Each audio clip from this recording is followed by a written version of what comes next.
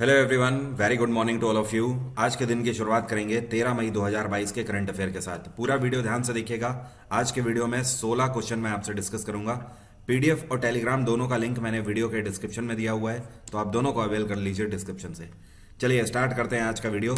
और पहला क्वेश्चन है, अभी हाल ही में बंगाल लिटरेचर अवार्ड 2022 से किसको सम्मानित किया गया है? तो इस बार का बंगाल साहित्य पुरस्कार जीता है ममता बनर्जी ने। अब देखिए यहाँ पर एक सिनेरियो हो गया है। बंगाल में इस टाइम पे ममता बनर्जी के खिलाफ प्रोटेस्ट चल रहा है। ये प्रोटेस्ट क्यों चल रहा है इसको समझिए। अभी हाल ही में रविन्द्रनाथ टैगोर की बर्थ एनिवर्सरी मनाई गई थी। उस उपलक्ष्य में पश्चिम बंगाल की सरकार के द्वारा एक नया अवार्ड डिक्लेयर किया गया, जिसका नाम है बंगाल लिटरेचर अवार्ड। अब पश्चिम बंगाल सरकार ने, मतलब ममता बनर्जी की सरकार ने बोला कि अब से हर साल ये अवार्ड बेहतर राइटर्स को दिया जाएगा जो कि लिटरेचर के फील्ड में बेहतर कार्य करेंगे। और अभी हाल ही में क्या हुआ कि ममता बनर्जी की पार्टी के द्वारा ही ममता बनर्जी को यह अवार्ड दे दिया गया। ऐसा नहीं है कि ममता बनर्जी ने राइटिंग्स नहीं करी हुई हैं, इन्होंने 87 से ज़्यादा किताबें लिखी हुई हैं। अभी हाल ही में इन्होंने एक किताब लिखी थी जिसका नाम है कविता बीतन। क्या नाम है, यहाँ पर मैं लिख देता हूँ, कविता बीतन। और इस किताब की खास बात यह है कि इस किताब में 946 पोएम्स हैं बच्चों के लिए। तो इस किताब की वजह से ममता बनर्जी को ये अवार्ड दिया गया। अब हुआ क्या कि बाकी लोग पश्चिम बंगाल के अंदर जो कि साहित्य क्षेत्र से आते हैं, उनमें से ज्यादातर लोग इस बात से एग्री नहीं कर रहे हैं। उनका कहना है एक तरीके से कि ममता बनर्जी इसके लिए डिजर्व नहीं करती हैं और यहाँ पर पार्टी ने पक्षपात किया है। अभी हाल ही में पहली बार पुरस्कार लॉन्च किया गया और ममता बनर्जी को ही दे दिया गया बिना किसी जूरी मेंबर के डिसाइड किए हुए। तो इसी बीच में एक व्यक्ति हैं, ये भी बहुत फेमस लिटरेचरर हैं या फिर आप बोल सकते हो राइटर हैं। इनका नाम है रत्न राशिद बंदोपाध्याय। इन्होंने इनके लिटरेचर अवार्ड को वापस कर दिया है। ठीक है, सो इस वजह से ये सारा घमासान वहां पे चढ़ा हुआ है। तो फिलहाल आपको ध्यान रखना है, बंगाल लिटरेचर अवार्ड 2022 का जीता है ममता बनर्जी ने। पिछले साल पश्चिम बंगाल के अंदर विधानसभा के इलेक्शन हुए हैं और इनकी पार्टी जिसका नाम है तृणमूल कांग्रेस, 213 सीटें इन्होंने जीती हैं। अगला क्वेश्चन है, अभी हाल ही में सुप्रीम कोर्ट के द्वारा कौन से कानून को होल्ड पर डाल दिया गया है? तो सर्वोच्च न्यायालय ने अभी हाल ही में कॉलोनियल सिडिशन लॉ को होल्ड पे डाल दिया है। हमारे संविधान में कॉलोनियल सिडिशन लॉ का जो उल्लेख है ये सेक्शन 124 ए में किया गया है। अब समझिए सेक्शन 124 ए बोलता क्या है। बेसिकली इस कानून को ब्रिटिशर्स के द्वारा बनाया गया था। ये कानून कुछ इस तरीके से चीजों को बताता है कि अगर आप किसी के प्रति या फिर इस देश के प्रति घृणा की भावना रखते हैं, या तो देश को डिफेम करने की कोशिश करते हैं, या तो देश की प्रतिष्ठा को ठेस पहुंचाने की कोशिश करते हैं, तो उस केस में आपके ऊपर देशद्रोह का मुकदमा लगेगा और आपको आजीवन कारावास की सजा हो सकती है, फाइन और विदाउट फाइन। अब देखिए दूसरी तरफ क्या है कि आज की डेट में हमारे संविधान में अगर आप नेशनल एम्बलम्स को डिफेम करते हो तो उसके लिए अलग सजा है। अगर आपके ऊपर कोई टेररिज्म एक्टिविटी का मुकदमा लगा हुआ है तो उसके लिए अलग सजा है। अगर आप देश की सिक्योरिटी को कॉम्प्रोमाइज करते हो तो उसके लिए अलग सजा है।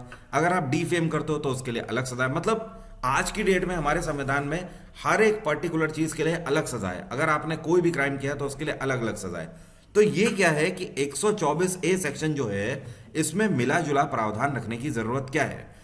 देखिए है क्या कि ये जो सेक्शन है इसके बारे में सोचने की जरूरत पड़ी है इस वजह से कि आज तक करीब 500 से ज्यादा केसेस लग चुके हैं। मतलब 500 से ज्यादा लोगों के ऊपर सेक्शन 124 ए का चार्ज लग चुका है 1947 के बाद से। लेकिन मात्र 500 से ज्यादा लोगों में से 6 लोग गिल्टी करार किए गए हैं। मतलब 6 लोगों के ऊपर यह साबित हो पाया है, बाकी लोगों के ऊपर यह साबित ही नहीं हो पाया है। तो एक्चुअली है क्या कि सेक्शन 144 ए के तहत जो प्रावधान है वो थोड़े से ब्लर भी हैं। यहां पर प्रूफ नहीं हो पा रहा है इन व्यक्तियों के खिलाफ कि क्या होना चाहिए। अब इसमें से अभी कुछ टाइम पहले आपने देखा होगा जेएनयू वाला केस, कि जेएनयू के कुछ छात्रों के ऊपर भी 124 ए के तहत मुकदमा लगा हुआ है, तो उनके ऊपर भी इतने टाइम से केस चल रहा है तो प्रूफ नहीं हो पा रहा है। तो अल्टीमेटली सुप्रीम कोर्ट का कहना क्या है? अब सुप्रीम कोर्ट इस बात पर विचार कर रही है, जब हर एक चीज के लिए, इलीगल एक्टिविटी के लिए अलग अलग सजा के प्रावधान है, तो फिर 124 ए के ऊपर हमें सोचना चाहिए। एक्चुअली इसको ब्रिटिशर्स के द्वारा लगाया गया था और ब्रिटिशर्स ने इसको इस वजह से लगाया था कि वो हमारे ऊपर राज कर सके, हमें दबा के रख सके, हमारे क्रांतिकारियों को। जब आजादी की लड़ाई चल रही थी तो उस टाइम पर हजारों लोगों को सेक्शन 124 ए के तहत काल कोठरी में बंद किया गया था। तो वो एक अलग बात हो गई, लेकिन टाइम टू टाइम हमें हमारे संविधान में क्या अमेंडमेंट होनी चाहिए, इन चीज़ों के बारे में सोचने की बहुत ज़रूरत है, जिसकी वजह से इस टाइम पर यह मुद्दा बना हुआ है। तो कॉलोनियल सेडिशन लॉ के तहत सुप्रीम कोर्ट ने अभी हाल ही में आदेश दिया है कि ये इस कानून को होल्ड पर डाल लें, और साथ में प्रशासन को भी निर्देश जारी किए गए हैं कि फिलहाल के लिए जब तक ये होल्ड पे है तो सेक्शन 124A के तहत कोई भी एफआईआर नहीं लिखी जाएगी। तो ये है बेसिक सी चीज जो आपको ध्यान रखनी है यहाँ पर। और सुप्रीम कोर्ट में इस टाइम पे हमारे चीफ जस्टिस कौन है? ये हैं एनवी रमन। कौन है? एनवी रमन। अगला क्वेश्चन है, which is the first Asian country to join NATO cyber defence group? NATO का जो साइबर डिफेंस ग्रुप है उसको ज्वाइन करने वाला पहला एशियाई देश कौन सा बन गया है? यह है साउथ कोरिया। साउथ कोरिया पहला ऐसा एशियन कंट्री है जिसने नाटो के साइबर डिफेंस ग्रुप को ज्वाइन किया है। आपको याद होगा करीब 15 दिन पहले मैंने आपको बताया था कि नाटो ने फैसला लिया है कि जैसे मिलिट्री एक्सरसाइज होती है वैसे ही ये साइबर सिक्योरिटी एक्सरसाइज भी अब कंडक्ट करेंगे अपने 30 देशों के बीच में। साउथ कोरिया के बारे में कल भी हम लोगों ने बात करी थी, क्योंकि साउथ कोरिया में नए राष्ट्रपति अभी हाल ही में बने हैं और इनका नाम क्या है? इनका नाम है यून सुक योल। यून सुक योल। इन्होंने मून जाई इनको सक्सीड किया है। और जापान में इस टाइम पे सरकार चल रही है फूमियो किशिदा की। यहाँ पे प्रधानमंत्री कौन है? Fumio Kishida. भारत में आपको पता ही है नरेंद्र मोदी की सरकार है, और इंडोनेशिया में जोको विडोडो की सरकार है। किसकी? Joko Widodo. और नाटो की अगर बात करें तो इसकी स्थापना करी गई थी 1949 में। इसका हेड क्वार्टर है बेल्जियम की कैपिटल ब्रसेल्स। और नाटो के इस टाइम पे 30 मेंबर कंट्रीज हैं। इसको बोलते हैं नॉर्थ अटलांटिक ट्रीटी ऑर्गेनाइजेशन। अगला क्वेश्चन है, प्रधानमंत्री नरेंद्र मोदी पार्टिसिपेट कर रहे हैं ग्लोबल कोविड-19 वर्चुअल समिट में।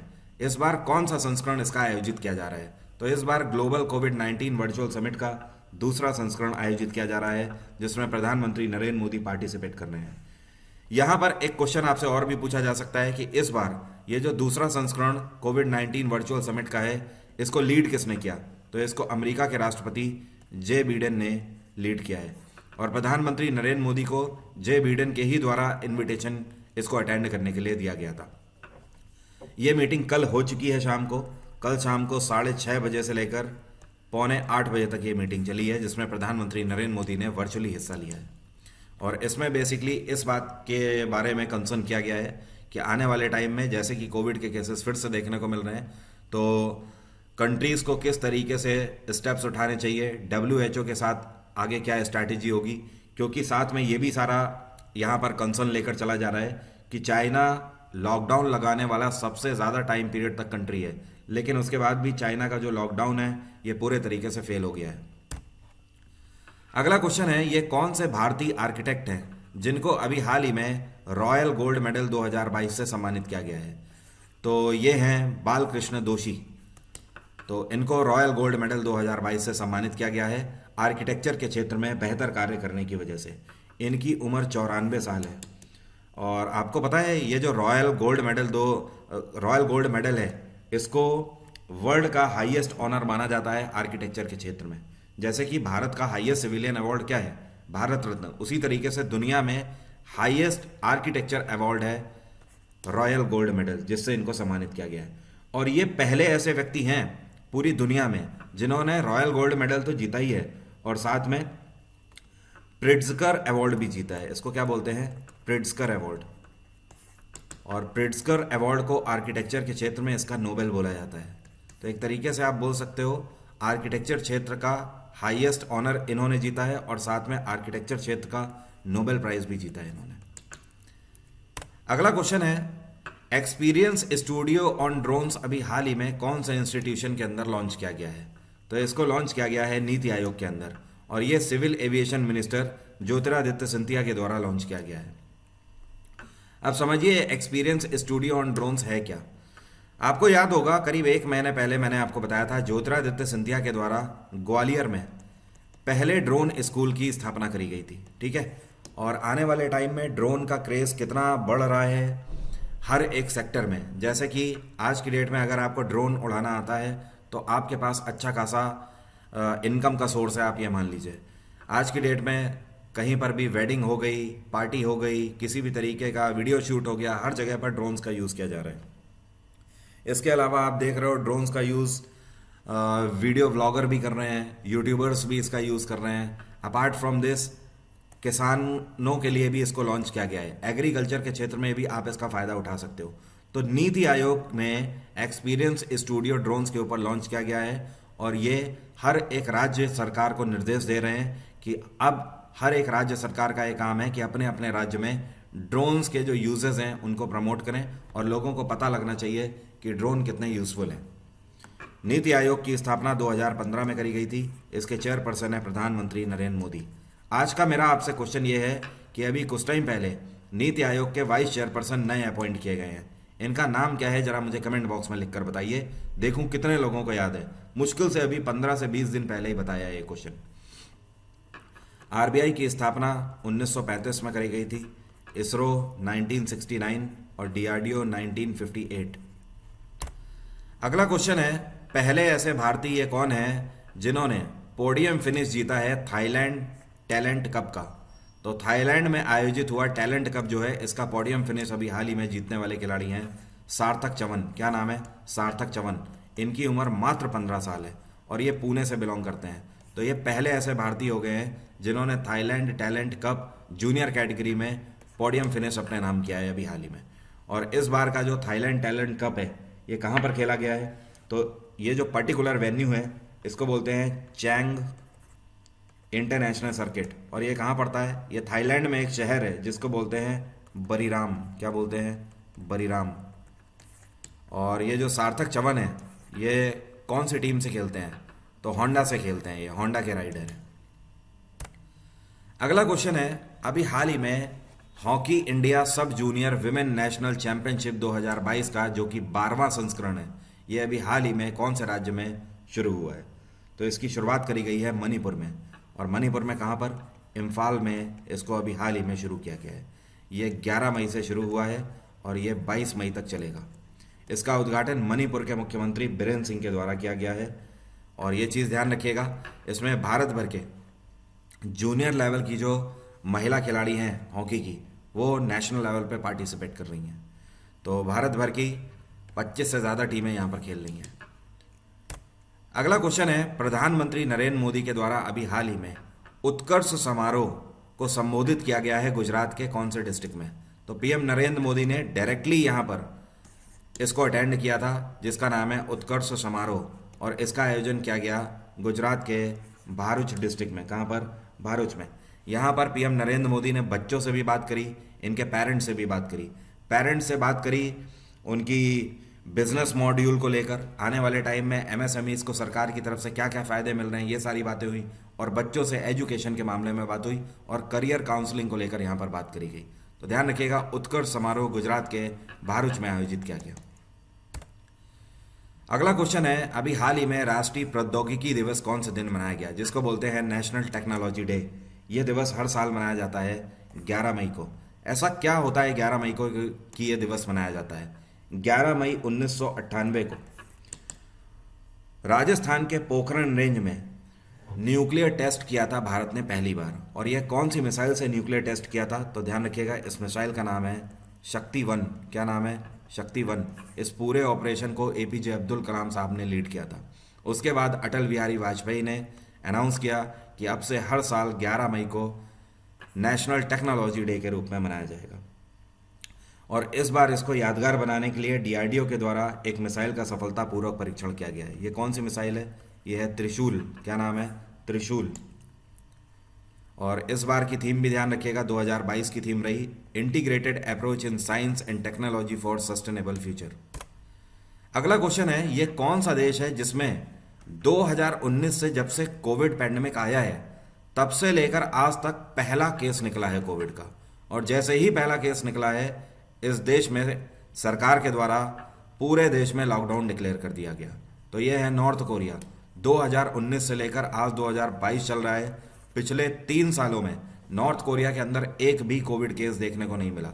और अभी जैसे ही एक कोविड केस आया तो नॉर्थ कोरियन गवर्नमेंट ने इसको कंफर्म किया और साथ में पूरे देश भर में लॉकडाउन लगा दिया गया।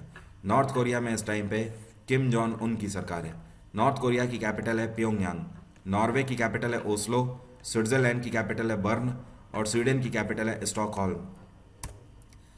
अगला क्वेश्चन है, ये कौन सी राज्य सरकार है जिसने अभी हाल ही में लाडली लक्ष्मी योजना 2.0 शुरू करी है? तो लाडली लक्ष्मी योजना का जो पहला फेज है इसको 2007 में शुरू किया गया था। अब इसका दूसरा फेज स्टार्ट किया गया है। कहाँ पर? मध्य प्रदेश में शिवराज सिंह चौहान की सरकार ने इसको स्टार्ट किया है। अब देखिए इस योजना के तहत क्या बेनिफिट मिलेगा। ये बेसिकली विमेन वेलफेयर स्कीम है। इसमें जब एक बच्ची स्कूल जाना चालू करती है तब से लेकर उसकी हायर एजुकेशन तक के लिए सरकार के द्वारा फाइनेंशियल असिस्टेंस दिया जाएगा। अब देखिए इसमें क्या क्या प्रावधान है। कोई भी बच्ची जब क्लास 6 में जाएगी तो मध्य प्रदेश सरकार उसको 2,000 रुपये की वित्तीय सहायता देगी। जब वो क्लास 9th में एडमिशन लेगी तो उसे 4,000 रुपये की वित्तीय सहायता मिलेगी। जब वो 11th स्टैंडर्ड में लेगी एडमिशन तब उसे 7,500 रुपये की वित्तीय सहायता मिलेगी। उसके बाद जब वो 12th में जाएगी तो जब तक वो 12th में रहेगी तब से लेकर जब तक वो हायर एजुकेशन के लिए नहीं जाती है हर महीने उसको 200 रुपये का स्टाइपेंड मिलता रहेगा। और उसके बाद जब वो हायर एजुकेशन के लिए जाए या फिर उसकी शादी हो, यहाँ पर देखिए और वाली कंडीशन है, अगर वो हायर एजुकेशन करना चाहती है तो भी या फिर उसकी शादी है तो भी कम से कम उम्र 21 बस होनी चाहिए। यहाँ पर एलिजिबिलिटी ये है। तो उस केस में उसको 1,00,000 रुपए की वित्तीय सहायता एक मुश्त दी जाएगी।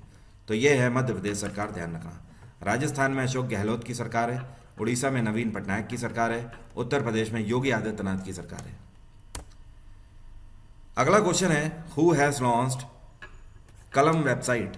अभी देखिए यहाँ पर बहुत सारे लोग ये बोल रहे हैं कलाम वेबसाइट लॉन्च करी है। कलाम एक्चुअली ये कलाम नहीं है, यहाँ पर कलम है इसका नाम, ठीक है। तो ये लॉन्च किया गया है लोकसभा स्पीकर ओम बिरला के द्वारा। और ये जो कलाम वेबसाइट है इसको किसके द्वारा लॉन्च किया गया है? ये फाउंडेशन है जिसका नाम है प्रभा खेतान फाउंडेशन। इसका मेन मोटो है हिंदी को बढ़ावा देना, हिंदी राइटिंग को राइटर्स के बीच में बढ़ावा देना। तो इस वजह से, और इनकी स्लोगन भी आप देख सकते हो, ये है अपनी भाषा अपने लोग। तो इन्होंने अपनी वेबसाइट में एक नया मॉड्यूल जोड़ा है कलम, ठीक है। अगला क्वेश्चन है, ये जो आपको पिक्चर में दिख रहे हैं इनका नाम है रॉड्रिगो चाप्स रॉबल्स। क्या नाम है? रॉड्रिगो चाप्स रॉबल्स। ये अभी हाल ही में कौन से देश के नए राष्ट्रपति बने हैं?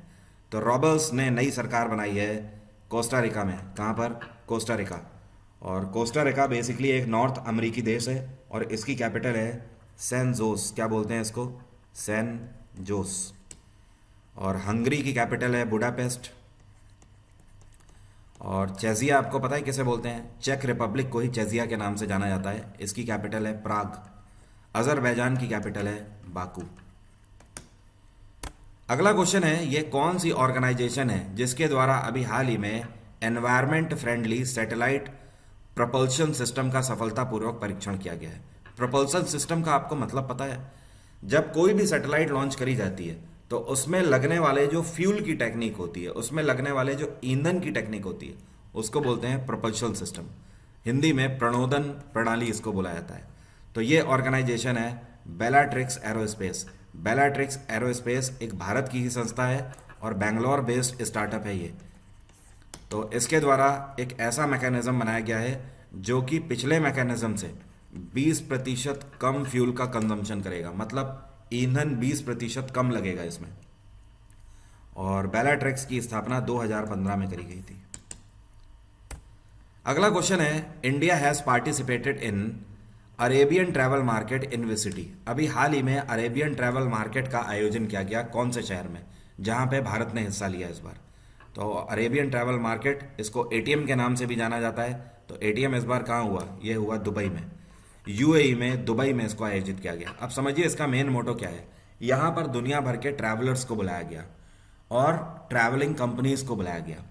तो यहाँ पर भारत ने हिस्सा लिया। और कौन से मंत्रालय ने हमारे? तो ध्यान रखिएगा, टूरिज्म मंत्रालय ने यहाँ पर हिस्सा लिया। पर्यटन को बढ़ावा देने के लिए यहाँ पर भारत सरकार ने भी कई सारे पैक्ट साइन किए। इसके अलावा इस टाइम पे टूरिज्म मंत्रालय जी किशन रेड्डी के पास है। किसके पास? जी किशन रेड्डी। और इस बार का ये जो अरेबियन ट्रैवल मार्केट है ये आयोजित किया गया 9 मई से इसकी शुरुआत हुई थी और ये 12 मई तक चला है। अभी ये 2 दिन और चलेगा। ये 17 से लेकर 18 मई तक फिर से चलेगा, लेकिन इस बार वर्चुअली होगा कोविड के केसेस को देखते हुए। आज शाम को 5 बजे मैं आपके लिए करंट अफेयर की क्लास लेकर आ रहा हूँ। ये सबके लिए फ्री ऑफ कॉस्ट क्लास है। इस क्लास का लिंक वीडियो के डिस्क्रिप्शन बॉक्स में है, तो आज शाम को 5 बजे मिलना मत भूलिए। क्लास को खोलने के लिए अनलॉक कोड है वरुण 777। तो वीडियो के डिस्क्रिप्शन में जाइए, क्लास का लिंक मिलेगा, उस पर क्लिक करिए और खुद को एनरोल कर लीजिए वरुण 777 से। शाम को मिलना मत भूलिएगा। एसएससी सीएचएसएल के लिए 2021 के करंट अफेयर मैं आपसे डिस्कस करूंगा, इंपॉर्टेंट। अनअकैडमी पर प्राइस हाइक आने वाला है, रेट एक बार फिर से बढ़ने वाले हैं सब्सक्रिप्शन पे।